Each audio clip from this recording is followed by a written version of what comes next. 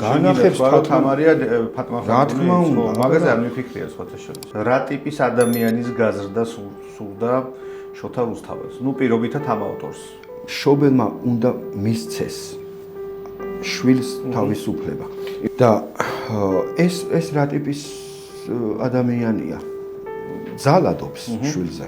როგორი აღზრდის მეთოდი არსებობს, თქვათ, არსებობს. არაბეთის აღზრდის სისტემა ეს არის ლაღი ბავშვი. ლაღი ბავშვი, თანამედროვე მშობელს. აი რას ეუბნება რუსთაველი? როგორ უნდა გაზარდონ შვილები? თუ მოძებნით, გააკომენტარეთ, სად ჩანს რომ ლომის ბოკვერს ჭამდა, ესე იგი, ასმათი. ბედნიერი ბავშვის პოდკასტის მორიგი ეპიზოდია თქვენს წინაშე. ჩემი სტუმარი არის ვეფხისტყაოსნის მკვლევარი იოსებ ლიპარტია, რომელთან საუბარიც კამერის მიღმაც ყოველთვის საინტერესოა და ახლა რაღაცნაირად აი ამ სივრცეში შემოვიყვანე ესეთი შეიძლება არასტანდარტული მიდგომითაც და თემითაც, როგორია აღზრდა და აღზრდის სისტემები ვეფხისტყაოსანში და ვთხოვ ჩვენ სტუმარს რომ ვეცადოთ დღეს თან ვეფხისტყაოსანზე ვილაპარაკოთ. ეხლა ტექსტი ძალიან ისე ვართ ჩარჩოში ვართ მოქცეული, ვისიქით ვერ წავალთ და ვარაუდი ნაკლები იქნება ალბათ უფრო დავეყნობით ასე ვთქვათ ორიგინალ ტექსტს და თან გავშალოთ ისეთი კუთხით, როგორიც შესაძლოა ჯერ არავის ულაპარაკია. ყოველ შემთხვევაში შეიძლება გქონდეს ამაზე პრეტენზია. სოსო, ესე იგი ვეფხისტყაოსანს როგორც აღზრდის სისტემას თუ შევხედავთ და რომ დავუშვათ ასე ვთქვათ, რა ტიპის ადამიანის გაზრდა სურდა შოთა რუსთაველს? ნუ პირობითად ამ ავტორს. ავტორის შესახებაც ბევრი არაფერი, თითქმის არაფერი არ ვიცი. არაფერი ვიცით კი. პირობითად ადამიანს, ანუ შეიძლება ეს ადამიანთა ჯგუფიც ყოფილიყო, ვთქვათ, არის ესეთი ვერსიაც, მაგრამ ვინც არ უნდა ყოფილიყო შოთა რუსთაველი, როგორ ხედავდა ის მომავალ ადამიანს, ანუ როგორი ადამიანის გაზრდაზე ფიქრობდა, როცა წერდა ვეფხისტყაოსანს და ზოგადად თუ არის ნაფიქრი ამაზე, თქვა ჩემი ვარაუდია ასეთი. რა თქმა უნდა არის ნაფიქრი, მოგესალმებით ყველას. თავიდანვე ავტორი ძალიან ხაზგასმით ამბობს ასეთ რამეს, რომ მისი პოეზია, მისი ტექსტი ეს არის საღვთოდ გასაგონი. რაც გულისხმობს იმას, რომ რუსთველი არის ზნეობრივი ადამიანის აღმზრდელი. სულიერი ადამიანის აღმზრდელი. ამ სულიერებაში, ამ ზნეობაში უკვე ეთნიკურად ვინ რას იგულისხმებს, ეს სხვა საკითხია. მაგრამ ქართულ შემთხვევაში აქ იგულისხმება, რა თქმა უნდა, ადამიანი, რომელიც არის ზნეობრივად მაღალ საფეხურზე, ძალიან მარტივად რო ვთქვათ, პატრიოტი. ამის ხატება და სახე არის თუნდაც ავთანდილი მაგალითად, რომელიც არის ძალიან მაღალი დონის რაინდი, ასევე ტარიელი თავისთავად. ფრიდონიც და სხვა შორს ძალიან საინტერესოა, რომ ყველა ვინც რას აკეთებს, ხო? ყველა არის თავის საქმის პროფესიონალი. კი, ყველა. ეს ხალტურჩიკი ტიპი ტექსტში არ არის. ესენი არიან ადამიანები, რომელიც ხაჯებიც კი მაგარი ხაჯები არიან. ხაჯობაში. კი, ხაჯობაში. კი, ძალიან მაგარი. და აი ეს არის, რომ რუსთაველს აი თუ ამ შეკითხვაზე ესე მოკლედ პასუხს გავცემთ, რუსთაველს სურს აღზარდოს ადამიანი, რომელიც იქნება მაღალი სულიერების და თვითონ ვეფხისტყაოსანიც პედაგოგიური წიგნია გარკვეული თვალსაზრისით. აი არის თუ არა რამე გარკვეული საგანმანათლებლო ფილოსოფიის მატარებელი ტექსტი? რა თქმა უნდა. და რომელი რო ვთქვათ? მან სხვადასხვა აზრი არის მეცნიერებაში. კი. ზოგი მაგალითად მიიჩნევს, რომ ეს არის ნეოპლატონური სკოლა, ამას გულისხმობს. ხო, კი. ზოგი მიიჩნევს, რომ პლატონურია, ზოგი მიიჩნევს, რომ ქრისტიანულია და ასე შემდეგ. თუმცა ისლამსაც მიაწერენ ხომ? ისლამსაც კი, აი პავლე ინგოროყას ვერსია იყო, რომ თავიდან რომ მუსულმანური ტექსტია. მაგრამ მე მგონია, რომ ესე ცალსახად დაყოფა არ შეიძლება. როგორც მაგალითად ჩვენ ახლა ჩვენს შვილებს რაღაცა გარკვეულ ზოგად ცოდნას ვაძლევთ, რომ გინდა თუ არა ამ მიმართულებით ვაძლევთ ცოდნას და იმ მიმართულებით, ეს ხო არ არის სწორი. ასევე არის ვეფხისტყაოსანიც. ვეფხისტყაოსანი იმდენად უნივერსალური წიგნი არის და იმდენად ძალიან ბევრ რამეს მოიცავს, რომ ერთი რაღაცით ესე მარტო ქრისტიანულიც არ არის. ბევრი რამეა იქ. იქ არის ჩინური ფილოსოფია, არაბული, მუსულმანური, ყველა არის შესული. მაგრამ მორგებული არის ინდუისტურიც შეიძლება იყოს. კი, რა თქმა უნდა. შეიძლება არა, ნამდვილად არის. მაგრამ მორგებული არის ადამიანის ზნეობრივ აღზრდაზე. შეიძლება ვთქვათ, რომ ეს ქართული სკოლა არის? ამაზე ქართული მე ვერ წარმოვიდგენია. ამაზე ქართული ვერაფერი. კაი, მოდი ჩავყვეთ ახლა რაღაცა არ მინდა რომ ვთქვათ, რაღაცა მინდა რომ აქცენტირებული პასუხები. კარგი იქნება შენთან ამ თემის ცალკე გაშლა, მე კურსაც შემოგთავაზებ ალბათ, მაგრამ მოდი ახლა მივყვეთ აი ძალიან ესე წერტილოვნად დავარტყათ ასე ვთქვათ საკითხს. მე როგორც უყურებ ვეფხისტყაოსანში არის რამდენიმე ფაქტობრივად აღზრდის სისტემაც მოცემული. კი. თქვათ ახლა არაბეთის აღზრდის სისტემა სხვანაირია, ინდოეთის სხვანაირია, მულღაზანზარის სხვანაირია. მოკლედ აი ესეთი სკოლები გვაქვს, სადაც ფაქტობრივად შეგვიძლია თანამედროვე ჩვენ სამყაროსაც მოვარგოთ და ვთქვათ, რომ რაღაცა შეიძლება ავტორიტარული აღზრდის სისტემა, რაღაცა ავტორიტეტული არის, რაღაცა ძალიან ლიბერალურია და ასე შემდეგ. აი გავყვეთ ახლა და ვეფხისტყაოსნის მიხედვით, როგორია ვთქვათ პირობითად არაბეთის სისტემა. აი როსტევანის დამოკიდებულება თინათინის მიმართ არის ალბათ ყველაზე თავისუფალი. მეფეა თვითონ, მოქმედი. ამ დროს ამეფებს ქალიშვილს. ამ ქალიშვილს არა მხოლოდ ამეფებს, არამედ აქ მნიშვნელოვანი რა არის, რომ ის ნებას რთავს შემდეგ, რომ თავისი არჩეული სატრფო ყავდეს გვერდით, ავთანდილს გულისხმობ.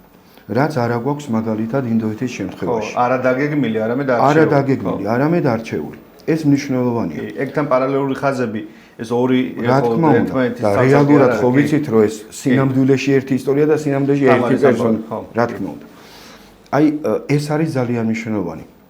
რუსველი რას გვეუბნება ამითი, რომ შობელმა უნდა მისცეს შვილს თავისუფლება. თუმცა ხო ცდის თვითონ ავთანდილს. ანუ რომ კარგი ყავდეს გვერდით, ეს სხვა საკითხია, კი ბატონო, რა თქმა უნდა, მაგრამ თინათინის არჩეულია. ხო, თვითონ იღებს ის გადაწყვეტილება. იქ არ არის თინათი ხვარაზმელი უფლისწული, ნესტანის არჩეული არ არის, ნესტანის არჩეული ტარიელია. ტარიელია. იქთან რა მზაკრობა გვაქვს? კარგად იცის, რომ ერთმანეთი უყვართ. ხო. ფარსადანმა იცის, ეს ჩანს ტექსტიდან, რომ ერთმანეთი უყვართ, მაგრამ მაინც გეგმავს, მოდი ესე მოვიქცეთ, ესე ჯობია, ჩვენ გვირჩევნია ესე. არა, საერთოდ არ ეკითხება იმას, როგორ ურჩენია. იმისთვის ტარიელის გარდა არ არსებობს არავინ. აი ეს მნიშვნელოვანია მშობლის დამოკიდებულება, ეს ხშირად ახლაც პრობლემა არის ხოლმე რა. იმიტომ რომ აურჩევენ საქმროს ან საცოლეს ადამიანს და აი ეს კაი გოგოა, ის ცუდი გოგოა, თუ არ მოსწონს სიდედრი სიდედრობს, დედამთილი დედამთილობს, თანამედროვე ცხოვრებაშიც ცუდი გაგებით და ადამიანი უბედურდება რა. ხო, მარტო ეგ არ არის. ნახე, მან მეორე საინტერესო თემაა კიდე. წარმოვიდგინე, მამა ამეფებს ქალიშვილს, აი ხა წარმოვიდგინე, რაღაც ბიზნეს კორპორაციის ხელმძღვანელი ეუნება თავის შვილს, რომ შენ უნდა იყო ხა მართველი, CEO თუ როგორც ქვია და პირველივე დავალებას ეუნება რას, რომ რასაც გასცემ შენია, რაც არა დაკარგული. ეხა აი ესეც აღზრდის სისტემაა, ხო, ძალიან ისეთი უცნაური, მოდი ესე ვიტყოდი, რომელი მშობელი შეიძლება უთხრას შვილს, რომ შენი ესე ვთქვათ სახელმწიფო რაღაც საქველმოქმედო იმათ რა ქვია ასპარეზად გადააქცი. ეს რა ტიპის ეხა გავიგე რომ ამას ბევრნაირად განმარტავენ ხოლმე, მაგრამ აი ვთქვათ აღზრდის სისტემიდან გამომდინარე, როგორ შეიძლება განიმარტოს ეს კონკრეტულად მოწყალებას ასწავლის. ხო. ხელისუფალს თუ არ გააჩნია მოწყალების და არა მარტო მოწყალების შეწყალების უნარი, ეხლა მოწყალებას გასცემ იმიტომ რომ ვიღაცა გეცოდება, დახმარება ჭირდება და უნდა დაეხმარო. ეს უნარი თუ არ გააჩნია, ის კარგი ხელისუფალი ვერ იქნება, ის იქნება დიქტატორი. სხვათა შორის ეგ არქეტიპულადაც ძალიან საინტერესოა, რომ როსტევანი არის არქეტიპულად მეფე და ესე იგი ეს არ აქვს იმას ფარსადანი არის არქეტიპული ტირანი. ეს არქეტიპული თვალსაზრისით რო შეხედო და მეფის ერთ-ერთი მელიქსურხავი მაგალითად მეფის ერთ-ერთი თემა სწორედ ეგ არის რომ მას აქვს შინაგანი ლეგიტიმაცია მოწყალების და აი ეს რაღაცა მაგითაც თქვა ხელისუფლებების ნაწილში თავისუფლად შეიძლება თქვა ნახო როგორია ხელისუფალი თუ მას აქვს იმის შინაგანი ლეგიტიმაცია რომ სადღაც იყოს მოწყალე მამა ასე ვთქვა და თან როსტევანი რამდენჯერმე იმეორებს ამ ფრაზას სხვადასხვა ვარიანტში სულ მიუთითებს მაგისკენ რომ იყოს მოწყალე და მელიქსურხავის შემთხვევაში როგორ გვაქვს მელიქსურხავის შვილი ვაჟი სახელი არ ახსენე მაგრამ წასული არის ლაშქრობაში და დაატყვევებს ნესტანს რომ დაახვედროს საცოლე. გაუმზადა. იქნებ საერთოდ არ მოსწონს. ხო? ანუ გაუმზადა, ხო? და ეს რა ტიპის ადამიანია? ძალადობს შვილზე. ფაქტიურად, ხო? ჩამოვედი, ეხლა ნესტანს შეიძლება არაფერი აქვს დასაწუნი, მაგრამ მე ინდივიდუალურია, ხო? შეიძლება მე საერთოდ არ მომწონს, ან ვიღაც მიყვარს. ახვედრებს ეს უნდა მოიყვანოს სოლა ჩემმა შვილს, არ მაინტერესებს. ამ დროს როსტევანი აბსოლუტურად საპირისპიროდ იქცევა.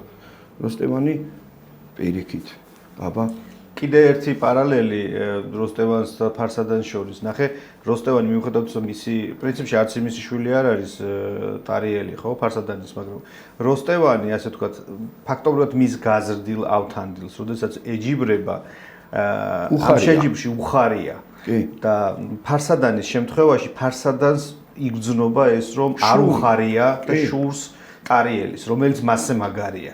აი ესეც კიდე ერთი ხაზი, სხვათა შორის ეს აღზრდის ძალიან საინტერესო თემა, ხშირ შემთხვევაში ამაზე ჩვენ ესე არ ვლაპარაკობთ ხოლმე ერთ-ერთ პოდკასტში მექნება ამაზე აუცილებლად ლაპარაკი. მამა რომელიც კასტრირებას უკეთებს საკუთარ ვაჟს, იმიტომ რომ არ უხარია მისი წარმატება. ეს ჩვენ საზოგადოებაშიც და მსოფლიოში ბადებს მანიაკს. ძალიან ხშირია ხოლმე, კი ბატონო, თუ ტარიელი არ გახდება შვილი და თუ არ დააღწევს, ასე ვთქვა და თუ არ გადარჩება, ის არის კასტრირებული. ტარიელს რაღაც ამბავში აღზრდის თვალსაზრისით ეხა მისტიკურ მხარეს და ღრმა სიმბოლოებს რო შევხედოთ, ფაქტობრივად ესეთ დაზიანებული ადამიანის იმას სტოვებს შთაბეჭდილებას, არ ხელფეხი თითქოს წართმეული აქვს მოქმედების თვალსაზრისით. აი, მოქმედების თვალსაზრისით ავთანდილი უფრო მოქმედი პერსონაჟი არის. უფრო ისეთი არის და ტარიელი რაღაც მომენტში ფეთქებადია, უფრო რაღაცა ვთქვათ, ემოციური თვალსაზრისით ისეთია ვთქვათ, დამუხტული და ძალიან ძლიერი და ყველაფერი ვთქვათ, აქვს რესურსი, მაგრამ რაღაც მომენტში ფაქტობრივად ისეთი არის რა, აი როგორ ვთქვა, ცოტაც და კასტრირებული სწორედ ასეთი შვილის სახე იქნებოდა, როგორც არაერთია ხოლმე საზოგადოებაში. როსტევანის ამბავი, ხო, თქვათ, აი კიდე რა ძირითადი წერტილები აქვს არაბეთის აღზრდის სისტემას და აი, როცა არაბეთზე გველაპარაკება ავტორი, რისი თქმა უნდა, აი როგორი აღზრდის მეთოდი ასე ვთქვათ, არსებობს. ალბათ ყველაზე სწორი იქნება თუ ვიტყვით, რომ არაბეთის აღზრდის სისტემა ეს არის ლაღი ბავშვი. ლაღი ბავშვი, ძალიან კარგია კი. აი მე ესე ვხედავ, რომ იმიტომ რომ თინათინი არის ფაქტობრივად ნაკლი არ აქვს. აი რომ შეაფასო. ისეთ ლაღია, როგორ ხდება რაღაც შილიფად ჩაცმული ხო რაღაცა ისეთია, შევთავისუფალი. ყველანაირი გაგებით. და ალბათ ეს არის ყველაზე მთავარი და კომპლექსური ადამიანი. კი, და ყველაზე სწორი. კი. აი მე ესე ვხედავ არაბეთის აღზრდის სისტემა არის ეს, რომ აღზარდოს ლაღი ბავშვი და აქედან გამომდინარე წარმატებული. იმიტომ რომ სხვა შემთხვევაში ანუ მიზანი წარმატება არ არის. არა, ბუნებრივად ხდება. ეს უბრალოდ შედეგია. კი, ეგ ძალიან კარგი შედეგი არის, მაგრამ აი ზუსტად სწორად აღზრდის შედეგი არის წარმატება. და არა ის რომ აი მე შენ მიგიყვანო სადღაც და თქვა სიტყვაზე ხელი მოკიდო და დაგასაქმო ბანკში. დაგასაქმო მეფეთ ხო თქვა. ეს არ არის წარმატება. ეს არის იზულება. კი. და შეიძლება ის უბედური იყოს, იმიტომ რომ იქ არ უნდოდეს. რაღაც მომენტში თინათინმა უარი რო თქვას მეფობაზე, შეიძლება არც ეგ არ იყოს პრობლემა, რა. რაღაც ისე იგზნობა სურათი ისე არის. იქ არის სხვათაშორისო ტირის რომ უღირსად მიაჩნდა თავი, მაგრამ ემორჩილება. ხო. ოღონდ ეს მორჩილება, ის მორჩილება არ არის უსიტყვო მორჩილება, მონური მორჩილება არ არის. აქ უბრალოდ თვითონ თulis რომ მე აი ასეთი თავდაბლური მომენტი უფროა, ვიდრე რაღაც. მაგრამ ეს კარგად იცის უნარები, მან საინტერესო ერთი რამეა. როსტევანი ისე ინდივიდუალურ გადაწყვეტილებას არ იღებს. გახსოვს, ჯერ ვაზირებს ეგ მეფის მთავარი დამახასიათებელი არქეტიპულად მეფის ეგ არის სწორედ. ჯერ ვაზირებს ეკითხება. თათბირს გამართავს. ყველა დაუდასტურებს რომ ღირსია უთქვენოდ გვითქვამს. ეს მნიშვნელოვანია. აი ეს არის ალბათ მამის ყველაზე სწორი მიდგომა შვილისადმი. რაც სინოდალური შეკრებასავით არის, ხო? ხო, ეგრეა. ეკითხება, თქვენ როგორ მიგაჩნიათ იმათ დაუდასტურეს, მივიდა შვილს კითხა და მისცა გვირგვინი. დააჯილდობა. გაახარა და ასე ვთქვათ, სხვა შემთხვევაში როსტევანის გარდა არც ერთი მეფე ამას არ აკეთებს. ისინი ტირანები არიან. აბსოლუტურად პირდაპირ გაგებით, იმიტომ რომ ეხა მელიქს უხავ მოიყვანე, ჩამოვა ჩემი შვილი უნდა დაგაქორწინო, ეგრე სად არის? ან ის მაგალითად ფარსადანიც ხო გადაწყვიტეს ნესტანმა არიცის მოიწვიეს თათბირი, ამან თათბირი მოიწვია, იმიტომ რომ თინათინს პირიქით შეეწიოს. იმან თათბირი მოიწვია, თინათინ ნესტანი დაღუპოს. ხო, აი როგორია ფარსადანის დამოკიდებულება ნესტან დარეჯანის აღზრდის მიმართ? ტირანული. აი მეორე სისტემა ასე ვთქვათ. ისეთი უნდა იყო, როგორც მე მინდა. ეს არის ტრაგედია. ისეთი უნდა იყო, როგორც მე მინდა და ამ დროს მე სხვა პიროვნება, მე რა შენი შვილი ვარ. სხვა პიროვნება ვარ. მე ხო გასაგებია რომ შენი სისხლი მაქვს, შენი გენეტიკა, მაგრამ მე ხო სხვა ადამიანი ვარ, სხვა სული მაქვს, სხვა სურვილები მაქვს, სხვა გონება მაქვს. ესე რომ მაიძულო რომ ზუსტად ისეთი ვიყო, როგორც შენ გინდა, მე მინდა ისეთი ვიყო, როგორც მე მინდა. და ეს ჩემი თავისუფლებაა, ჩემი თავისუფალინება, ხო? და იქ დამოკიდებულება არის აბსოლუტურად სხვა. შენ უნდა იყო ისეთი, როგორიც მე მინდა. მე ვისაც მოგიყვან, იმას უნდა გაყვეთ ცოლად. ხო, ტირანი რო არის, მანდ იქაც ჩანს, რომ პირს გატეხავს ახლა და ტარიელის ჯერ ერთი ტარიელთან შეთანხმებულია. მამამისთან, კი და ტარიელი უფლისწულად ზრდიან. კი. სარიდანს მაგიტომ იყავს. სარიდან ვაგონია, იმიტომ უერთებს ახლა რომ იმაზე ზრუნავს.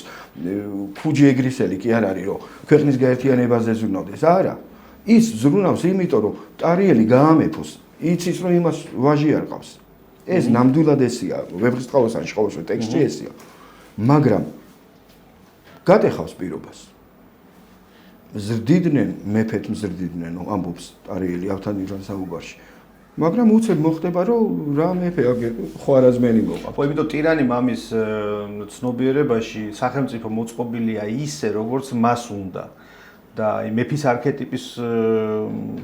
არქეტიპში მყოფი მამის სახელმწიფო მოწყობილია ისე, როგორც საუკეთესო არის ყველასთვის. მეტნაკლებად მიხვდი? ანუ ეს კანონი სადაც არსებობს, იმ კანონს თვითონაც პირველი მეფე ემორჩილება და აღასრულებს კიდეც. ეხლა იქ მეტი რო დაუხოცნია ავთანდილს, თქვა ისა რა ქვია, ფარსადანს შეიძლება ეთქვა, რომ არასწორად დათვალეს, არჩევნები გააყალბეს და რაღაცა ეგეთი მსგავსი გაეკეთებინა. მაგრამ ეგ არის აი ერთ-ერთი სქემა და სხვათა შორის ეს ძალიან მნიშვნელოვანი არის. შოთა რუსთაველი ძალიან ცხადად და გარკვევით აი ამ ღრმა არქეტიპულ ცოდნას ამჟღავნებს ადამიანის ბუნებისა იერარქიულობას. იერარქიულობა, ვთქვათ, აი ეს ჯანსაღ სამეფოში არის ესეთი, რომ ვიღაცა ზედა იერარქია არის, ოღონდ ეს არ ნიშნავს, რომ ის არის დომინანტი სხვაზე. ის უბრალოდ იერარქიულად არის და თავის როლს ასრულებს და ყველა რგოლი მუშაობს საათივით. სადაც იერარქიულობა არის დარღვეული, ყოველთვის აჯანყება და ყოველთვის რაღაცა რევოლუციური ამბავი და ამოტრიალება ყოველთვის ხდება ხოლმე. ესეთი შეკითხვა მაქვს, მე ვფიქრობდი ტექსტზე ჩვენი შეხვედრის წინ და უცბად აღმოვაჩინე ერთი საინტერესო რამ, რომ ვეფხისტყაოსანში ჩვენ ხედავთ აღმზრდელ მამებს და ვერ ხედავთ აღმზრდელ დედებს. ან მე არ მახსოვს ყოველ შემთხვევაში, სად არიან დედები ვეფხისტყაოსანში, რატო არ ზრდიან ქალი? მამიდან ნუ გასაგებია არის თქვა. დავარის შემთხვევა არის ერთადერთი. კი. ხო, დედები არ არიან. ნუ და ეგ ძალიან უცნაურია ჩვენ რეალობაში. სხვათა შორის მე სხვა ტექსტებსაც რო გადავხედე გონების თვალით, ხო? ძალიან ბევრ ქართულ დიდ ნაწარმოებში, ნუ ოთარანთ ქვრივში თუ არ ჩავთვლით, თუმცა ოთარანთ ქვრივის შემთხვევაშიც ეს ფაქტობრივად დედა, რომელიც რაღაც მამის მამაც არის და დედაც. დედა და მამა ერთად რო რაღაცა ბედნიერ ბავშვს ზრდიან, თქვა, ასეთი ტექსტი მე ვერ გავიხსენე ყოველ შემთხვევაში. სულ არის ხოლმე თქვა მამა და დედა სადღაც არის გამქრალი. ჩვენ რეალობაში, ქართულ რეალობაში დედა ძალიან აქტიური არის. რა თქმა უნდა. და ვეფხისტყაოსანში დედა სად არის? დედა არ არის. იმიტომ რომ ვეფხისტყაოსნის ჩემ აზრს გეტყვი ხა მე არ ვიცი ეს ავტორმა რა იგულისხმ ამას ვერავინ ვერ დადებს თავს მაგრამ მე ჩემ აზრს გეტყვი ვეფხისტყაოსანი რამდენადაც არის ასე ვთქვათ საღვთო წიგნი იქ დომინანტი არის მამა როგორც ღმერთის განსახიერება ამით ალბათ ავტორი ხას უსვამს იმას რომ ადამიანის სულიერი აღმზრდელი არის ღმერთი და არა ქალი. ქალი ამ შემთხვევაში არის ადამიანი, იმიტომ რომ აბსოლუტურად ყველგან სადაც კაცი არ არის ადამიანი.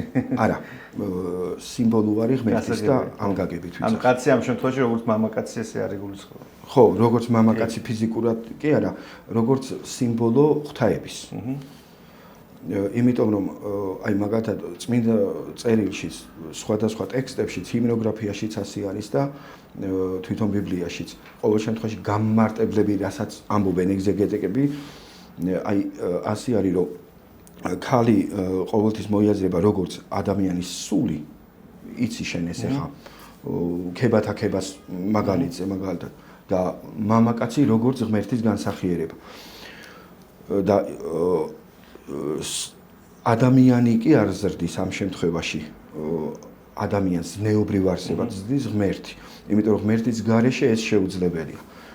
ჩემი აზრით, აი აქ სწორედ ეს იგულისხმება, იმიტომ არ არის, რომ ფუნქცია კი არ აქვს დაკარგული. უბრალოდ სხვა სიმბოლოს დამტევია. თვითონ ნესტანიც, აი ჩვენ რო ავიღოთ ახლა ნესტანის მესამე წერილი, რომელსაც ქაჯეთიდან წერს, ტარიელს ეს არის ისე პოსტარა კარგად მუშაობდა მაგ დროს არა წერილები ქაჯეთიდან ეს ხო ყავდათ დაფრინავდა მაგრამ მან არის ძალიან მნიშვნელოვანი ერთი რამ, რომ ეს ტექსტი რო აიღო და წაიკითხო და შემდეგ წაიკითხო ქალწულ მოწამეთა ტროპარი განსხვავებას ვერ ნახავ. ერთი და იგივე ტექსტია. ეს არის უბრალოდ გამხატვრებული ტექსტი და როგორ მიეტრფის მოწამის სული ქრისტეს. აქაც იგივე არის. მზე უშენოდ ვერ იქნებს, რადგან შენ ხარ მისი წილი. და არავინ არ მინდა სამი მზეც რომ მოვიდესო ტარიელსო. იქაც ეს ტექსტი არის, რომ შენ დამი სურის სიძეო ჩემო მიმართავს ქრისტეს მოწამე. აბსოლუტურად ერთი და აი ამიტომ მე ასე ვფიქრობ, რომ ვეფხისტყაოსანში მდედრობითი სქესი წარმოდგენილი არის როგორც ადამიანის სული, ხოლო მამრობითი სქესი როგორც ღვთაების განსახიერება. და ის, ვინც სულიერად უნდა აღზარდოს, არის ღმერთი, იმიტომ ღმერთის გარეშე, ღვთის მადლის გარეშე სულიერად ადამიანი ვერ გაიზრდება. მე ასე ვხედავ. რა თქმა უნდა, შეიძლება სხვადასხვა ვერსიებიც არსებობს, მაგრამ აბა უბრალოდ შეუძლებელია არც ერთი ქალი ნახსენები არ არის დედობის ამბავში. ხო, აი ძალიან ის არის მაგაზე რომ ფიქრობდი რაღაცა. ხო, თუმცა სხვათა შორის ერთი რამ უნდა ითქვას, რომ ძველ ტექსტებში, ხა ჩვენ ენაში გასაგებია რომ არტიკლი არა გვაქვს. მაგრამ ძველ ენებში, აი მაგალითად ბერძნულში, ლათინურში და კიდევ უფრო ძველ ასირიულ ენებში თემაში სულიწმინდა მოიხსენება დედრობითი სქესით.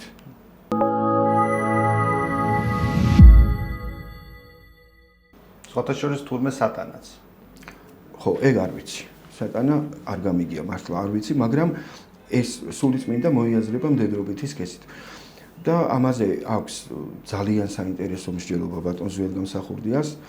რატომ არის ასე, ანუ სულიწმინდა, იმიტომ რომ მოქმედია ყველაფერს და ასე ვთქვათ მშობელი. იმიტომ რომ სულიწმინდაში იშვება ქრისტიანულად ადამიანი პავლე მოციქულის და სხვათა მიხედვით. ესეც საინტერესო არის. თუმცა აი ვეფხისტყაოსანში ფაქტია რომ ჩვენ დედრობის სქესი არ ესე არა გვაქვს რომ დედოფალის დიდეს ფარსადანის ცოლი იცი ვინ არის ან სარიდანის ცოლი. ხო, აი ძალიან უცნაურია დედები სად არიან არ ვიცი. ჩვენ შემთხვევაშიც ახლა რეალობაში დედები, ნუ სად არიან ხოლმე ოჯახებს ინახავენ ხოლმე შემთხვევაში და ახლა არ მინდა ვიფიქრო რომ იქაც წასულები არიან სადღაც სამუშაოდ საბერძნეთში მოხუცებსული ხო. ეს ხუმრობით რა თქმა უნდა. რა მაინტერესებს სანამ სიმბოლოებზე გადავალთ და თუ დაგვრჩათ რომ მინდა ამაზე ვილაპარაკოთ, მაგრამ კი აღზრდასთან ვაკავშირებთ. მინდა კითხო ერთგვარი დამოუკიდებელი მანევრები პერსონაჟების მხრიდან. მოდი აი ორ პერსონაჟზე გავამახვილოთ ყურადღება, ორი სისტემის აღზრდილ ქალზე, ხო? ნესტან დარეჯანი და თინათინი. ორივე დამოუკიდებლად მოქმედებს. თინათინი დამოუკიდებლად აძლევს დავალებას, ხო? ავთან ახლა მამას კი არ უთანხმებს, თვითონ იღებს დამოუკიდებელ გადაწყვეტილებას. და ასევე დამოუკიდებელ გადაწყვეტილებას იღებს ნესტან დარეჯანი, როდესაც ხვარაზმშას არა მარტო ხატაეთის ომიც და ხო, ნუ ბევრი თემა.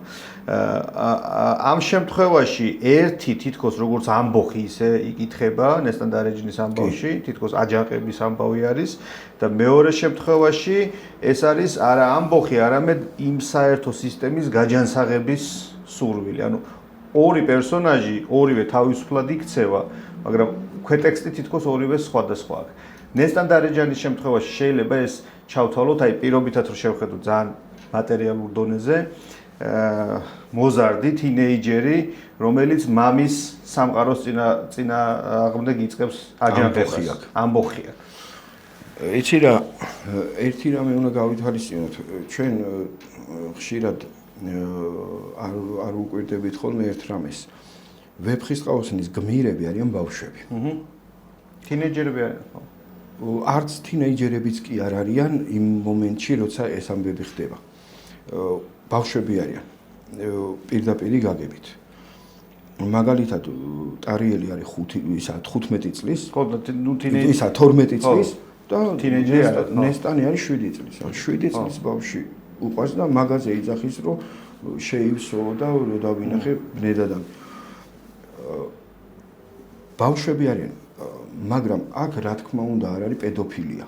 აქ არის სიმბოლო. უნციკლოების მიმართ. რომ აქ ამას ხას უსვამს, აი, რასაც პროლოგში ამბობს. ჩემი აზრით ალბათ გვიან დაწერილში, რომ ძულს უგულო სიყვარული ხვევნა კოცნა პლაშაში და სიძვა და სიყვარული რომ გარჩევს. ამას აქვს ხაზი გასმული. ეხლა ბავშვების ამასაკში ესეთი ამბოხი როგორც წესი უფრო გვიან იწყება ხოლმე. აი უფრო რასაც შემო თინეიჯერის ასაკში. შემდეგ უკვე ტარიელი 16 წლის არის დაახლოებით, როდესაც ხატაეთის ომში მიდის. მაგ დროს უკვე თინეიჯერები არიან. მაგრამ დავალებებს აძლევს ეს ისეთს, რომელიც წესით მაგასაკის ბავშვმა თუ თინეიჯერმა არ უნდა მისცეს რა, ეუნება ეს მოკალი, იქ წადი იომე, თავი მომაწონე, რა მოგაწონო, ისედაც ხომ მოგწონხარ, მოგწონვარ, მაგრამ რაღაცებს ეუნება. აბსოლუტურად არაადეკვატურს ერთი შეხედვით. თინათინი პირიქით. თინათინი არის ჩამოყალიბებული, ზრუნავს მამაზე, მამას დარდი აქვს. ეს დარდი უნდა განუქარვოს, ეუბნება თავის სატრფოს, რომ შენ ეხა წადი და მოძებნე ეს კაცი, იმიტომ რომ მამა ჩემს კაეშანი შემოაცდა. მაგრამ ამაზეც ზრუნავს, ვისაც აგზავნის, იმაზეც ზრუნავს. იმაზეც ზრუნავს. და ხო, ორი სრულიად განსხვავებული, მაგრამ სინამდვილეში ორივე არის ერთი და იგივე მოტივით. თინათინიც და ნესტანიც უფრო მეტად დაკავშირებული არის სულიერ ქმედებებთან. აი სიმბოლოებს თუ შევხედავთ, აქ არის ეს ამბავი. ტარიელი ნესტანი არის მაღალი არისტოკრატიის წარმომადგენელი, უფრო ვიდრე ტარიელი. ტარიელს ჭირდება ის სიმაღლე სულიერი, რომ ნესტანს გაუთანაბრდეს იმისთვის, რომ მერე ნესტანი თანახმა გახდეს ტარიელთან თანაცხოვრების. ავთანდილი შემთხვევაში ხო ისე? ავთანდილი შემთხვევაშიც რა თქმა უნდა ესეა. ამიტომ ვთქვი, რომ ერთი და იგივე მოტივი აქვთ. ესენი უნდა გაიზარდნონ. სხვა შემთხვევაში ეს უფრო მაღალი იერარქია. სხვათა შორის ეს თემა ბიბლიაშიც არის. ევა არის სამოთხეში შექმნილი არსება, ხოლო ადამი არის სამოთხის გარეთ შექმნილი და შემდეგ შეყვანილი სამოთხეში. ამიტომ როგორც ევას წარმომშობელი, ესე ვთქვათ, ადამი ოჯახის თავია, ესე ვთქვათ, მაგრამ ევა არის უპირატესი წარმომავლობით. და იმას აქვს გრიგოლ ნოსელს აქვს მე მგონი აი ესეთი განმარტება, რომ რატომ მოახდინა ღმერთმა ესე, რომ ერთის მხრივ რომ ადამს ყოველთვის ახსოვდეს, რომ მიწისაგანაა და მეორეს მხრივ დაუმორჩილა ევა, რომ ევა არ გაამპარტავდეს, იმიტომ რომ უპირატესია. იმიტომ რომ ისედაც უპირატესია. ხო, აი ეს მომენტი. და აქაც ეს არის. წარმომავლობით ავთანდილზე უპირატესია თინათინი და ნესტანიც ტარიელზე უპირატესია. მაგრამ ესენი იძლევიან დავალებებს. ხო, მართველები. ესენი იძლევიან და რასაც უბრძანენ, უსიტყვოდ ემორჩილება ორივე. ტარიელიც და ავთანდილიც. ეუბნება ნესტან დარეჯანი, ეხლა უნდა წახვიდე და ეს კაცი მოკლა. მიდის და კლავს. ეხლა უნდა წახვიდე და იომო, ნუ კაი, კაცის მოკლა, ერთი კაცის მოკლა. წავიდა და ამოხოცა მთელი ჩინეთი. ხო და აი ეს მომენტი არის, რატომ აკეთებენ ესეთ რაღაცას, რატომ აქცენტირებს რუსთველი ამაზე. მაგაზე განვავრცოთ, აი როგორ აბალანსებენ პერსონაჟები მორჩილებას და თავისუფლებას. ეს ძალიან პრინციპული საკითხია ორივეგან. მიუხედავად იმისა, ხა შენ რაც თქვი, რომ მიდიან და ასრულებენ დავალებას, ესენი არ არიან უსიტყვო მორჩილები, ასე ვთქვათ. ანუ ავთანდილი არ არის უსიტყვო მორჩილი და ეს ბრმა ესეთ იმას ტერმინს ვიხმარე ხა რაღაცა უხეშად შეიძლება გამოჩნდეს, მაგრამ ეგრეთ წოდებული პატკაბლუჩნიკი ტიპი არ არის რა. თავისუფალი დამოუკიდებელი ადამიანია. მათ შორის ტარიელის, რომელიც მიუხედავად ესეთ მანევრებში არის, ასე ვთქვათ, ხო? მას პიროვნულობა არ დაუკარგავს. ანუ ტექსტში არ ჩანს, რომ რომელიმემ საკუთარი პიროვნება დაკარგა და უარი თქვა. ანუ ისინი თავარი პერსონაჟები ვინც არიან ტექსტში, თინათინი, ავთანდილი, ტარიელი, ხო. ნუ სხვაებიც მეორე შრეც, ასე ვთქვათ, ხო? ესენი არ არიან უპიროვნებო ადამიანები. რა თქმა უნდა. აი მე შენ შეგიძლია კიდევ უფრო გაშალო, ვთქვათ, აი 100-ის ნაწილში ჩანს თუ არა, რომ ის პიროვნება დაკარგულია, ან არის, არ არის, აი შენ როგორ ხედავ და ასე შემდეგ. აი ბალანსი როგორ უჭირავთ თავისუფლებასა და აი ამ რაღაცა მორჩილებას შორის. მორჩილება ხშირად აღიქმება ხოლმე რაღაც ცუდ ტონად და მორჩილება ყოველთვის ცუდს არ ნიშნავს. რა თქმა უნდა, იცით როგორა, აი ფილოსოფიამ განსაზღვრა ადამიანი როგორც მაგალითად სხვადასხვა განმარტება მისცა კაცობრიობამ, სხვადასხვა ადამიანების მიერ ადამიანის დანიშნულებას. თქვათ, ერთ შემთხვევაში ვიღაცამ უწოდა ადამიანს ზნეობრივი ცხოველი, რაღაცა ესეთი და ქრისტიანობა განსაზღვრავს ადამიანს როგორც მსახურებით არსებას. იმიტომ რომ ადამიანი თუ სხვას არ ემსახურა, ფუნქციას კარგავს. ადამიანობა ამაში გამოიხატება ქრისტიანულად ადამიანის ეგ ხელისუფლებებს არ ეხებათ ალბათ. რა თქმა უნდა. არ ეხებათ.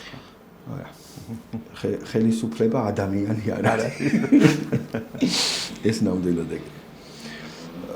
მაგრამ ადამიანი არის მსახურებითი არსება. ადამიანის მორალი, ზნეობა ეს არის სხვისი დახმარება, სხვისი იგივე მოწყალების საკითხი, რაზეც ვისაუბრეთ, ხო? შესაბამისად, აქ არ არის იმაზე ლაპარაკი უსიტყვო მორჩილებაზე. აქ საუბარი არის მსახურებაზე. სხვის თანადგომაზე. აი, მსახურება ამით უნდა გავარჩიოთ მონობისგან. რომ მსახურება გულისხმობს თანადგომას და დახმარებას და შეწევნას და არა მონობას. იმიტომ რომ მონობა ცუდია, მაგრამ მსახურება კარგია. შესაბამისად, რა თქმა უნდა, ადამიანი, რომელიც სხვა ადამიანს სიყვარულის გამო, პატივისცემის გამო და ასე შემდეგ ემსახურება, ის პიროვნებას არ დაკარგავს, ის პირიქით უფრო განვითარდება. იოსებ, რა კი აღზრდაზე ვლაპარაკობთ, როგორი მენტორები არიან ტექსტში, იმიტომ რომ ვფიქრობ ხოლმე კლასიკურ განსაკუთრებით ვეფხისტყაოსანი, რომელიც აი კლასიკურ გმირის მოგზაურობის ფორმულას, რომელიც მე კემბელმა შემოგთავაზა, იდეალურად ასახავს, ასე ვთქვათ, სრულად მიყვება ამ გზას. ამ ფორმულაში და ჩვენი ცხოვრების ნაწილშიც ხო ჩვენი გმირები ვართ, ჩვენი საკუთარი ცხოვრების.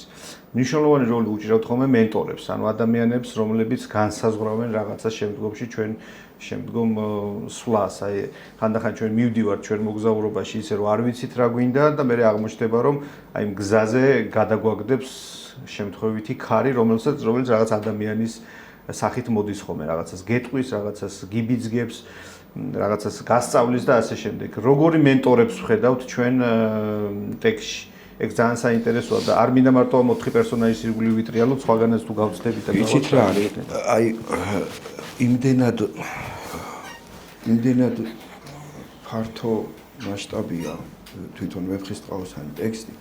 აქ არ არის მენტორები, არ არიან მხოლოდ პერსონაჟები. ასევე ავტორიც მენტორია, ხო? იმდენ სიბრძნეს აფრქვევს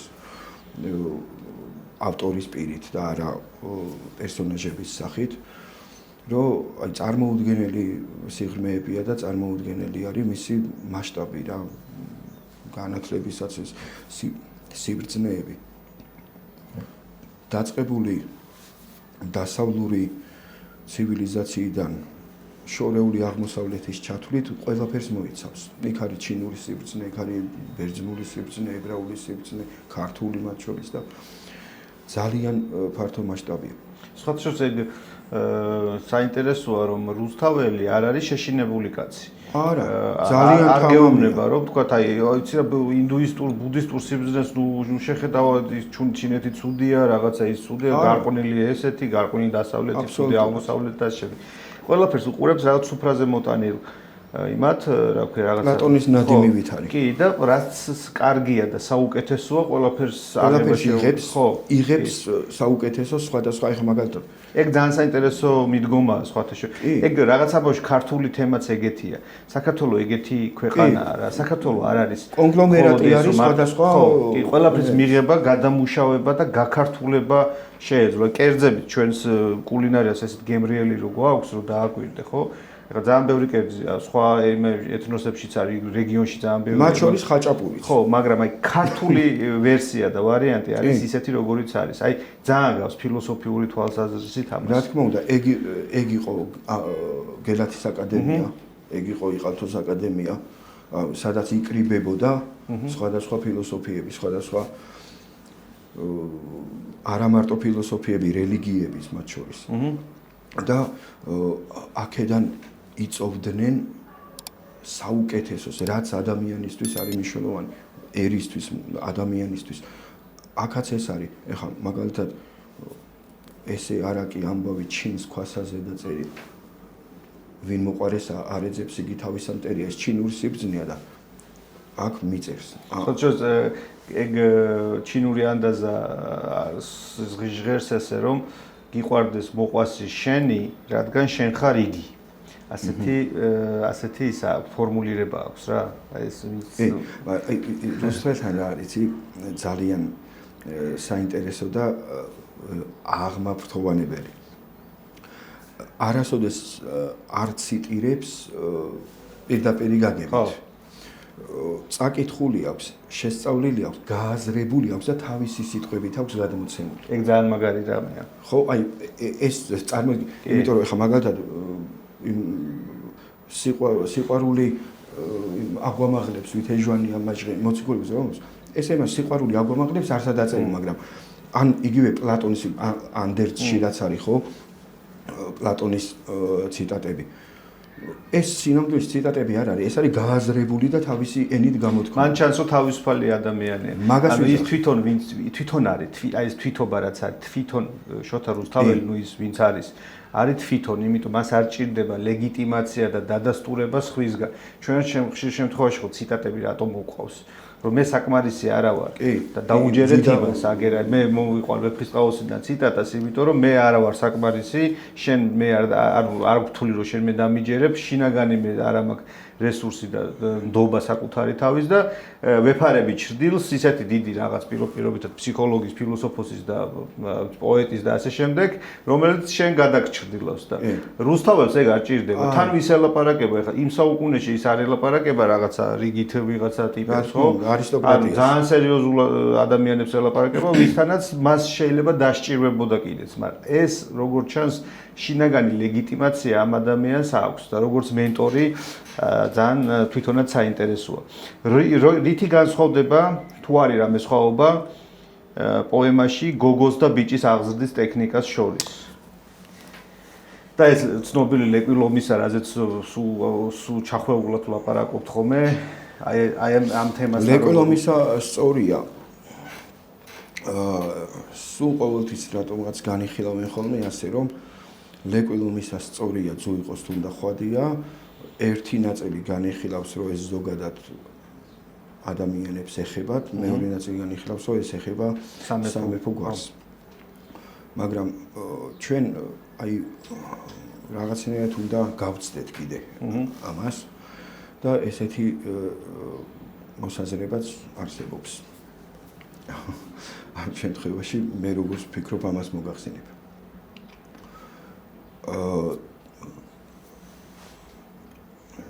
შესაქმის წიგნიდან რომ გამოვიდეთ, რადგან აქ ჩვენ საუბრობთ საფრთხოდ გასაგონზე, აი აქედან გამომდინარე ვიცახი. ღმერთმა შექმნა ადამი და დაადგინა ხელმწიფედ. ვეფხისტყაოსანში რო წერია რომ ხელმწიფე უფლის ვის არის ხატის მატარებელი აქ იგულისხმება ზოგადად ადამიანი. იმიტომ რომ ყველა ადამიანი, როგორც უფლის ხატი, წარმოადგენს მიწიერი სამყაროს გვირგვინს. შესაბამისად, ლეკვილომისა სწორია, აქ პარალელს ავლებს სხვათა შორის ძალიან კარგად კალისტრატე ცინცაძე, კათალიკოსი, რომელიც ეკაშვილის სახელით წერდა მოგვეხსენება ვეფხისტყაოსნის ნარკვევებს. და შედარებული აქვს პავლე მოციქულის ტექსტთან, ერთ-ერთ ეპისტოლედან, სადაც წერს პავლე არა არის გარჩევაი დედაკაცისა და მამაკაცისა, რამე თუ თქვენ ყოველნი ერთ ხართ ქრისტე იესოვის მიერ. ფაქტიურად იგივეა. ლეკვილომისა სწორია ამას ნიშნავს, რომ ღვთის წინაშე ყველა ადამიანი არის თანაბარი. აქ იმის დაწვრილმანება, რომ სამეფო გვარს ეკუთვნის და მერე რა მოხდა, ანუ იმ გაგებით ვიძახი, რომ თინათინის გამეფებას ლეგალიზაციას უწევენ ამ ტექსტით. რომ თითქოს ამიტოა ნათქვამი, რომ აი თინათინი რადგან არა. თინათინი არაფერს შუა შეერა. ყველა ადამიანი აქ რუსთველი ესეთი წვრილმანი არ არის, ხო? დიდი მასშტაბის კაცია. აქ იძახის ასეთ რამეს, რომ ყველა ადამიანი არის თანასწორი. ეს თანასწორობის იდეა რუსთაველთან. მაგრამ ეგ ალბათ შეუძლია მხოლოდ განხრთობილ ადამიანს. ეხა ხო ეგ არის მაგას ვამბობ რა რომ მაგის თქმის უფლება და ლეგიტიმაციას თუ შინაგანი ძალაც აქვს სწორედ ისეთ ადამიანს რომელიც განხრთობილია. ამ შემთხვევაში სწორედ ეგ არის. სხვა შემთხვევაში მე ხდება დავიწროება და დაწურმანება რაღაცა კაცები მარჯვნივ, ქალები მარცხნივ და რა თქმა უნდა იმერელი კახები. ხო. თანამედროვე აღზრდის სისტემების მიხედვით რო შევხედოთ თანამედროვე მშობელს აი რას ეუბნება რუსთაველი როგორ უნდა გაზარდონ შვილები გინდა გოგოები და გინდა ბიჭები მე პირველ რიგში ვიტყოდი რომ აუცილებლად რაც მთავარი სათქმელი არის ამ მხრივ ვეფხისტყაოსანში ეს არის რომ ბავშვი უნდა იყოს ლაღი მაქსიმალურად უნდა მისცე საშუალება რომ თავი გამოამშხამო. აი ჩვენ რაზეც ეგან დავიწყეთ საუბარი. ჩემი აზრით ესეც ამასაც უკავშირდება გარკვეულწილად ავთანდილის გაგზავნა, ტარიელის გაგზავნა. ეს არის ის რომ იმან თავი უნდა გამოამშხამოს. ანუ შინაგანად უნდა გაიზარდოს. ბავშვს უნდა განეყრთოს. რა თქმა უნდა. ბავშვს უნდა მისცე ამის საშუალება რომ თავი მაქსიმალურ ყველაფერზე რომ გაჩერდი ნუ თამაშობ ნუ ხმაურობ ეს სამყარო როგორ უნდა შეიმეცნოს ახლა თუ არ იხმაურა თუ არ ითამაშა თუ არ გააფუჭა თუ არ ალბათ რაღაცნაირად იტკინა რა ვიცი შეიმეცნებს ოღონდ ალბათ დეგრადირებულს ხო იმიტომ რომ იმან ეს ყველაფერი უნდა თავის თავზე განიცადოს ბავშვმა მე მაგალითად რასთანაც შეხება არ მაქვს ის არ ვიცი რა არის თუ ბავშვს სამყაროსთან შეხება არ ექნება ის სამყაროს როგორ გაიგებს ბატონო რომელი სამი გაკვეთილი შეიძლება ისწავლოს ადამიანმა მშობელმა ვეფხისტყაოსნი აი რაღაცა რო იყოს ესეთი რა მაყურებელს მოსწონს ხოლმე სამი გაკვეთილი ვეფხისტყაოსნი აი რა უპირველეს ყოვლისა რადგან მშობელზეა საუბარი ალბათ აი სწორედ შვილის აღზრდის საკითხი თავისუფლების საკითხი, სულიერი თავისუფლების საკითხი და სხვა ადამიანის პატივისცემის საკითხი რა. იმიტომ რომ ამის გარეშე საერთოდ ადამიანობას ალბათ ადამიანი კარგავს. თუ სხვა ადამიანს პატივს არ სცემ და იმის მოსაძლებას, ეხლა დღეს რა მოცემულობა ერთმანეთს რო ჭამთ დღე და ღამე, ეს ხო სახეს გვაკარგვინებს. აი ამას გულისხმობ რა, სხვა ადამიანის პატივისცემა შინაგანი თავისუფლება და ბავშვის პატივისცემა იმ გაგებით რომ მისცე ბავშვს განვითარების საშუალება. რუსთაველი აი რაღაცა იდეალური ბავშვი რო გაეზარდა თქვა და თავისივე ტექსტიდან აი სკოლა რო კონდეს რუსთაველს რა. აი რაღაცა ხო რაღაცა მე მაქვს ფასხუნჯი ხო ეს წერის ავტორო სკოლა და ჩემს ნაცვლად რუსთაველი არის დირექტორი, ფლობელი და თავის სისტემა აქვს რაღაცა შექმნილი. აი მისთვის იდეალური ბავშვი ისეთი რომ აი როგორც მე იდეალური დასრული უნდა იყოს.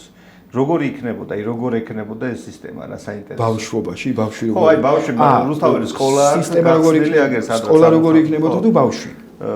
ნუ ბავშვი საკიდან გამომდინარეობს რა. თვითონ სისტემა როგორი ექნებოდა და თუ ბავშვიც როგორი იქნებოდა. წარმოუდგენელი არ ვიცი. ის რუსთაველისნაირი მასშტაბი ძნელია წარმოიდგინო ის რას იზავდა, იმიტომ რომ იქ ალბათ იმხელა ფანტაზია იქნებოდა რომ რეებს გაკეთებდა არ ვიცი, მაგრამ ალბათ უპირველეს ყოვლის მაინც ეგ არის რომ რუსთაველის სკოლას გააკეთებდა რა თქმა უნდა იქ თავარი ღირებულება იქნებოდა ადამიანის პატივისცემა და სულიერი პატივისცემა თავისუფლება მათ შორის ჩემი აზრით თავისუფლება რელიგიურიც ფილოსოფიურიც აზროვნებით მე ვერ წარმომიდგენია რომ შოთა რუსთველი ვინმეს პატივს არ სცემდეს ვერ წარმომიდგენია იმიტომ რომ იმდენად ფართო მასშტაბით აზროვნებს იმდენად ყველას მიედება სხვადასხვა პერსონაჟები არიან არც ერთი აუცილებლად უნდა მაგის გარეშე არ დავამთავროთ ჩვენი შეხვედრა მულღაზანზარში უნდა გადავიდეთ ჩვენ და იქ უნდა ვთქვათ რომ ანუ არასოდეს არ განეკითხავს მაგალითად ისეთ პერსონაჟებს, როგორც არის, ვთქვათ, პირველად ფატმან ხათუნი. აი, გულანშაროს ამბავი. ისა გულანშარო ბოდიში სხვაგან წავედი. ესე გულანშაროშიც რო გადადის ფატმან ხათუნის შემთხვევაში, არასოდეს არ ამბობს, რომ ვთქვათ, ეს არის აი რაღაცა მეორე ხარისხოვანი ისეთი პერსონაჟი, ბოზი დიაცი, რომელიც გარეშე ნესტანს ვერც იყო. ხო და ეგ დამოკიდებულება მისთვის ყველა პერსონაჟი, ყველა პიროვნება არის ძვირფასი. კი, აი ფატმანი თვითონ ჯერ ერთი ძალიან საინტერესო პერსონაჟი არის, სხვათა შორის იშვიათად ამახვილებენ ყურადღებას, რომ ფატმანი ერთადერთია პოემაში, ვინც ტექსტიდან ვიცით, რომელიც ნესტანს ტარიელისავით ხედავს. ხედავს, ხო. ვეფხს მარტო ეგ ეძახის. ვეფხი ავაზა პირქუშაძის წყრომა ვერ ვუგზენით, რომ ამბობს. ტარიელის გარდა და ფატმანის გარდა ვეფხად ნესტანს არავინ არ, ანუ იგივე დამოკიდებულება, მაგრამ აქ ჩვენ ერთი რამე უნდა ვთქვათ, რომ ფატმანიც, ასმათიც, თინათინიც და ნესტანიც ეს სინამდვილეში ერთი პერსონაჟია. მაგრამ ეს არის დაშლილი. აი, ერთი რამე მინდა ვთქვა ესეთი რომ ხელოვნების მიმდინარეობა როგორც არის მაგათად კუბიზმი. მისი იდეა არის რომ ერთი და იგივე საგანი ერთდროულად სხვადასხვა რაკურსით წარმოგადგენინოს, დაგანახოს. ეს არის კუბიზმის იდეა. ხა არის ხალხი რომ ხა მაგათად ჩემი მეგობარი არის, რომელსაც ვერ დააჯერებ რომ პიკასოზე კარგად არ ხატავს მაგის შვილი. იმიტომ რომ ის ვერ იგებს თვალი რატო აქვს ბარძაყზე. იმიტომ რომ იქ სხვადასხვა რაკურსით იქიდან როგორ გამოჩნდება აქ ესე არის. და ამას არავინ არ უკვირდება, არავინ არ ამბობს, არავის არ უთქვას. მე არ შემხედვი, არ ვიცი თუ არსებობს, ბოდის ვიხდი, მაგრამ ვეფხის ტყაოსანი ამ მხრივ არის პირველი კუბისტური ნაწარმოები. ერთი პერსონაჟი ამ შემთხვევაში თამარი არის დაშლილი და აწყობილი სულ სხვადასხვა რაკურსით. განახებს თამარია ფატმან ხათუნი. რა თქმა უნდა, მაგაზე არ მიფიქრია სხვათა შორის. რა თქმა უნდა, იმიტომ რომ ამის გამო ეხლა ფატმანი არის კომენტარებში შეგჭამენ. არა, რატო? რა სხეული არ ქონდა? არა. ფატმანი არის ფიზიკური გამოვლინება, ასმათი არის გულის გამოვლინება, აი რასაც გულს ვეძახით, ორგანოს კი არა, შინაგანად ადამიანს გულს. ნესტანი არის სულის გამოვლინება, თინათინი არის გონების გამოვლინება. ეს კარგად აქვს სხვათა შორის ძალიან. შენ ჩაკრებათაც დაშალი რაღაცნაირად თითქოს, ხო? იმიტომ რომ იცი რა, სხვანაირად არ გამოდის. ესე არის რა. სხვათა შორის მე რომ მკითხო დულარ ტუხტიც. ქაჯეთის. იმიტომ რომ იქ იმას თავის მრისხანება აქვს, როცა საჭიროა. როცა საჭიროა გნება, როცა საჭიროა. ესე არ არის რომ მარტივად თინათინია, თამარი და ვაიმე რა კარგია. კარგი კი არ არის, თუ უნდა შეგჭამს. თუ უნდა დაგამხობს, დაგწვავს. ხვდები, ანუ ადამიანია თავის ჩვეულებრივი. რა თქმა უნდა, ადამიანი და ადამიანი არის სრულყოფილი. სულიერათაც და ფიზიკურადაც. ამაშია საქმე. და ეს არის მნიშვნელოვანი. ამიტომ ფატმანზე ეხლა რაც მკითხე, ფატმანი რა თქმა უნდა არის ძალიან ძვირფასი პერსონაჟი, იმას აქვს უდიდესი მნიშვნელობა და სწორედ ფატმანი არის მოტივატორი. ესე იგი ავტონილს არ უღალატია თინათინისთვის ესე გამოდის მაშინ. რა თქმა უნდა, ფაქტობრივად იგივე. მაგაგებით. კი ბატონო, ხო, იცი რა, მან ხო ეხლა ესე წერია რომ იმაზე ფიქრობდაო. იმასთან რა მაიმუნი ავტორი. იმასთან რო იყო იმაზე ფიქრობდაო. ძალიან მაგარი ის არის გამართლება, ხო? მაგრამ რა თქმა უნდა არ უღალატია პირდაპირ გაგებით ხო შეიძლება ისე აღიქვა რომ უღალატა.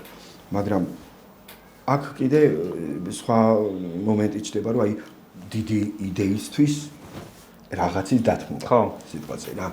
ეს ნუ ცალკე თემა არის.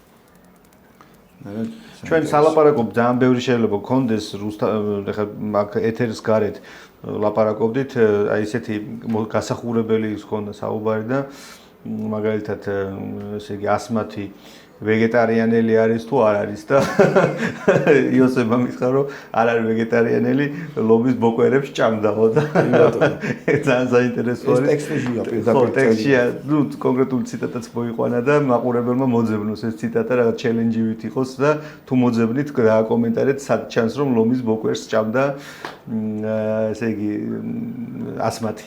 ზოგადად ეს ამბავი ძალიან საინტერესოა, რა სჭამენ და რა სვამენ ვეფხისტყაოსნის გვირები და თურმე ასმათი ჭამს ლომის ბოკვერებს. ესე იგი ჩვენს პოდკასტს რო უსმენდეს შოთა რუსთაველი. აი რაზე გაამახვილებდა ყურადღებას. აი რაზე იტყოდა რომ თანამედროვე აღზრდის სისტემაში ამაზე იფიქრეთ. ეს არ გამოგრჩეთ, აი რაღაცა ესეც რას გვეტყოდა.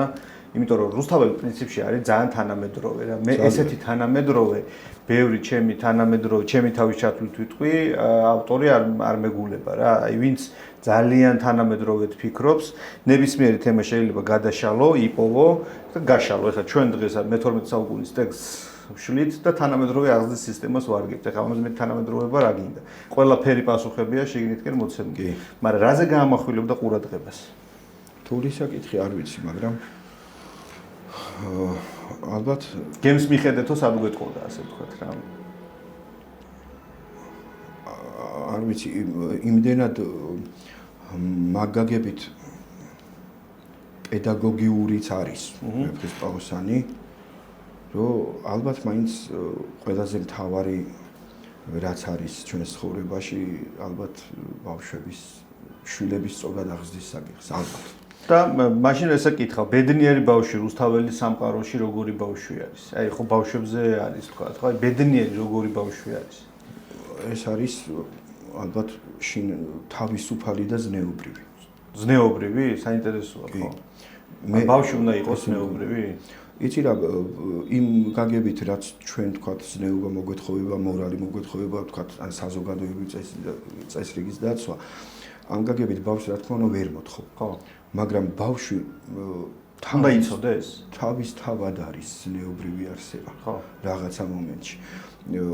არსება, ეხლა რა თქმა უნდა ბავშვიც პავლენს იგივე შური აქვს ბავშვს, 1000 მანკიერება. რაც ადამიანურია, კი. კი, მაგრამ ბავშვი იმდენად გულწრფელი არის, აი ძალიან მარტივ მაგალითს ვიტყვი, როგორც არ უნდა გაუბრაზდე შვილს, 5 წუთში აღარ ახსოვს, მოვა ჩაგეხუტება. ეს იმაზე მეტყველებს შინაგან სისუფთავეზე. და ეს სისუფთავე უვითარდება და უფრო ძლიერდება, თუ კი ბავშვს აქვს თავისუფალი განვითარების საშუალება, იმიტომ რომ ბავშვი მიდრეკილი არის სწორად განვითარებისკენ. ჩვენ მარწუხებში ვაქცევთ ხოლმე ხშირად ჩვენი უძლურების გამო, რომ აი დავიღალე კომფორტულია ჩვენთვის ხო? ხო, დავიღალე, დამანებე თავი და ის ამითი უკვე ფერხდება რაღაცებში. მე ესე მგონია, არ ვიცი ხა რამდენად სწორად ვსაუბრობ, მაგრამ მე პირადად როგორც ვხედავ, ესე არის რა. და ამიტომ ვიძახი რუსთაველიც ჩემი აზრით ამაზე გაამახვილებდა ყურადღებას, რომ თავისუფლება მიეცი ბავშვს, იმიტომ რომ ის თავისუფლება რუსთავის თავი არის შინაგანი თავისუფლება. ბავშვი თუ თავისუფლად არ გაიზარდა, ის არასდროს არ იქნება თავისუფალი, ხო? არც დიდობაში და შესაბამისად ჩემი აზრით ეს არის რა. და თვითონ შენი აზრით როგორია ბედნიერი ბავშვი? არ ვიცი, ბედნიერი ბავშვი ჩემი აზრით არის ბავშვი, რომელიც ალბათ ამაყობს მშობლებით. მშობლებით? მე ესე მგონია. იმიტომ რომ ეს დიდი სიამაყე, ამ გაგებით სიამაყე ბავშვს აბედნიერებს. მე ესე მგონია რა. ამაყი რო არის, რომ აი როგორი ოჯახი, როგორი დედი გომყავს, როგორი მამი გომყავს. მე ესე მგონია, რა ვიცი. დიდი მადლობა. მადლობა მაყურებელსაც ვეტყვი, რომ თუ ეს თემა საინტერესო იყო თქვენთვის, ბევრი კითხვა დაგიგროვდებოდა და დასვით კომენტარებში. იოსებს ვთხოვ, რომ მე რაღაცნაირად გაგცეთ კიდეც პასუხები და თვითონ თემებიც მოგწერეთ, რა თემაზე გინდათ რომ ვისაუბროთ სტუმრებთან, რომლებსაც ასევე თქვენი რჩევით მე ამ პოდკასტში მოვიწვევ. დიდი მადლობა, იოსებ, საინტერესო გამოვიდა შენი მოსმენა.